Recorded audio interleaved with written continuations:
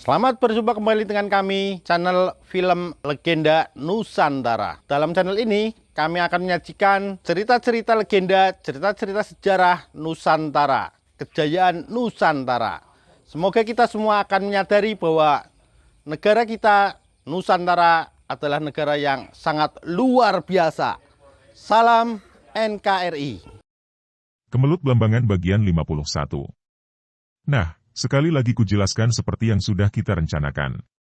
Kalian, Asyong, Atong dan Wira masuk ke ruangan dalam seperti sudah kugambarkan. Ingat, yang kiri itu kamar Tan Bengki.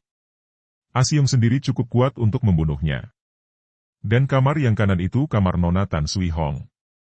Bagian Atong dan Wira untuk membongkar pintu memasuki kamar itu. Ingat, kalian berdua tidak boleh melukainya, apalagi membunuhnya.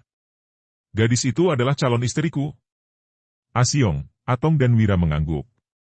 Dan engkau, Jalu, engkau ikut aku, membantuku untuk membunuh Si Tiong di kamar belakang. Sekali lagi ingatlah, Tan Bengki dan Si Tiong harus dibunuh dan Nona Tan Sui Hong harus diculik tanpa melukainya. Mengerti kalian semua? Kembali 4 orang itu mengangguk. Kemudian, dengan Kamleng yang sudah hafal akan keadaan jalan, mereka berlima memasuki lewat pagar tembok di belakang, lalu berindap-indap menghampiri rumah besar. Biarpun Atong dan Wira sudah diberitahu oleh Kamleng bagaimana caranya untuk membuka daun pintu kamar itu dengan paksa, tetap saja mereka menimbulkan suara yang menggugah Sui Hong dari tidurnya. Gadis ini mendengar suara di pintu dan melihat daun pintu itu bergoyang-goyang, ia cepat turun dari tempat tidur, mengenakan baju luar dan sepatunya, kemudian menghampiri dinding di mana tergantung siang kiam, sepasang pedang, yang menjadi senjata andalannya. Pada saat itu mencabut sepasang pedang itu, daun pintu terbuka dan masuklah 2 orang laki-laki bertubuh tinggi besar itu.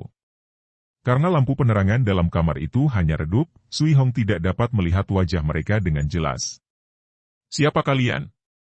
bentaknya dan ia sudah maju menyerang dengan sepasang pedangnya, yakin bahwa mereka pasti orang-orang jahat yang mempunyai niat tidak baik.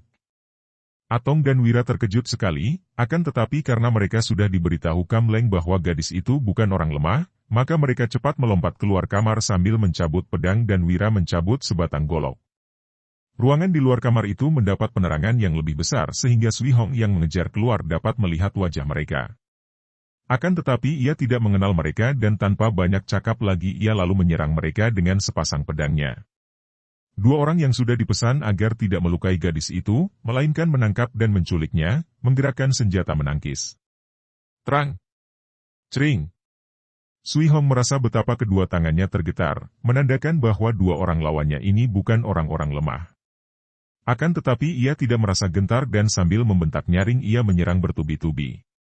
Namun kedua orang lawannya dapat menghindarkan diri dengan elakan dan tangkisan sambil berusaha meraih dengan tangan kiri untuk menangkap gadis itu. Kegaduhan di luar kamar itu membuat Tan Bengki terbangun dari tidurnya pula. Dia menggosok-gosok kedua matanya dan mendekati pintu untuk meneliti dan mendengarkan lebih jelas.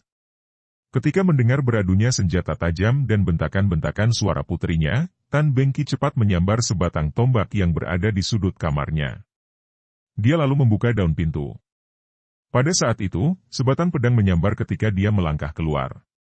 Tan Bengki terkejut dan cepat menangkis sinar pedang yang menyambar ke arah lehernya itu. Trang! Tombaknya terpental dan hampir terlepas dari genggamannya sehingga Tan Bengki terkejut bukan main. Dia melompat keluar dan segera melawan mati-matian ketika laki-laki Cina tinggi besar itu menyerangnya dengan pedang. Serangan orang itu ganas dan kuat sekali sehingga Tan Bengki harus memutar tombaknya dengan cepat untuk melindungi dirinya. Dia bingung dan khawatir sekali melihat putrinya juga sedang berkelahi, bahkan dikeroyok 2 orang.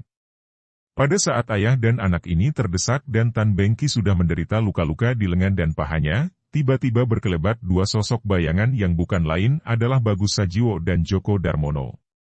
Mereka tadi terbangun oleh suara gaduh perkelahian di ruangan dalam itu dan hampir berbareng mereka keluar dari kamar masing-masing, lalu berlari cepat ke tempat perkelahian.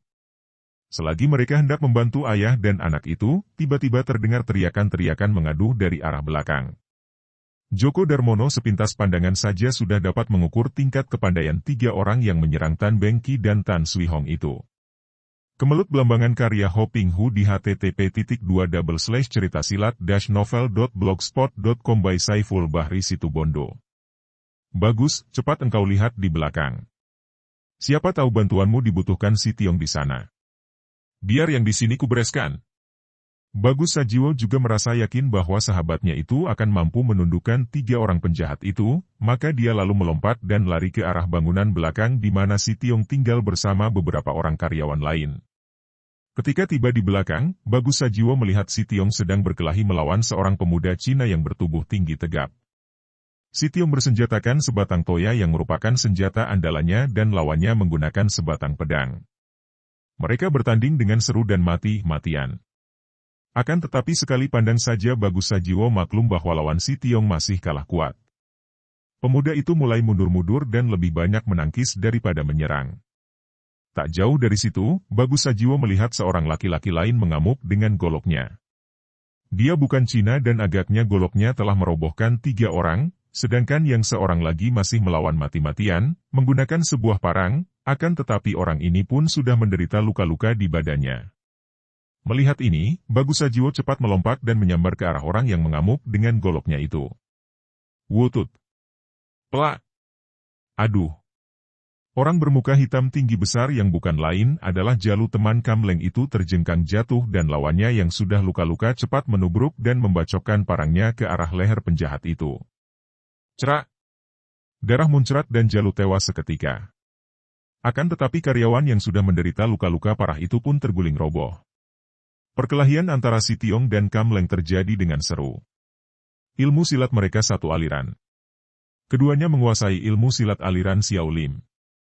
Akan tetapi si Tiong adalah Sute, adik seperguruan, Kamleng, maka tentu saja ilmu silatnya masih kalah tangguh. Apalagi karena sejak berusia belasan tahun Kamleng adalah seorang tukang berkelahi, maka gerakan si Tiong kalah matang dan juga tenaganya kalah kuat. Namun, tentu saja dia melawan mati-matian, membela diri dengan gigih. Mampus kau, manusia tidak mengenal budi. Kamleng membentak, pedangnya meluncur dengan gerakan memutar, menusuk ke arah dada si Tiong. Si Tiong yang memang sudah terdesak itu cepat menangkis dengan toyanya. Terang! Kedua tangan si Tiong yang memegang toya tergetar hebat dan toyanya terlepas. Pada saat itu ujung pedang meluncur lagi ke dadanya. Dia miringkan tubuh ke kanan. Serat. Pundak si Tiong disambar pedang. Baju, kulit dan sedikit daging di pangkal lengan kirinya robek dan berlepotan darah. Tubuh si Tiong terhuyung dan Kamleng cepat mengejar, pedangnya dibacokkan ke arah leher si Tiong yang amat dibencinya. Dalam keadaan terhuyung itu si Tiong sama sekali tidak mampu menghindarkan diri dari sambaran pedang ke arah lehernya. Singgih. Plak. Kamleng terbelalak. Terkejut bukan main karena tangan orang yang menangkis pedangnya itu membuat pedangnya patah dan terlepas dari pegangan tangannya yang terasa panas dan pedas sekali. Maklumlah dia bahwa dia berhadapan dengan seorang sakti, yang dengan tangan kosong dapat mematahkan pedangnya. Apalagi melihat Jalu telah roboh dan agaknya tewas, Kamleng menjadi panik dan ketakutan. Dia lalu melompat dan menghilang dalam kegelapan. Bagus yang tadi menangkis pedang Kamleng dan menyelamatkan nyawa si Tiong, tidak mengejar. Dia lalu menghampiri si Tiong setelah melihat pemuda itu terluka. Akan tetapi si Tiong berkata, Bagus, aku tidak apa-apa. Tolong selamatkan Hong Moi dan ayahnya. Bagus yang kembali ke ruangan dalam dan si Tiong mengikuti dari belakang. Tiongko. Sui Hong menjerit ketika melihat si Tiong muncul dengan baju berlepotan darah, lalu ia berlari menghampiri.